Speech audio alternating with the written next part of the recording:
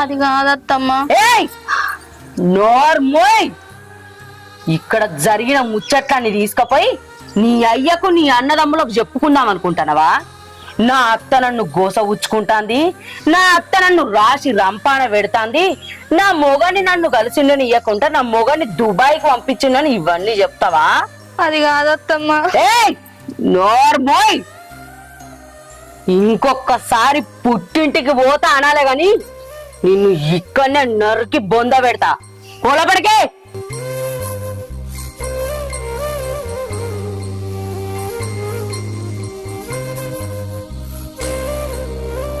ఏయ్ ఏంటిదే? ఏంది ఇది?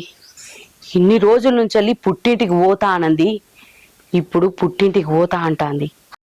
అంటే ఇది నాకు తెలియకుండా వాళ్ళతో మాట్లాడుతాందా, లేకపోతే నాకు తెలియకుండా ఏదన్నా జరుగుతుందా?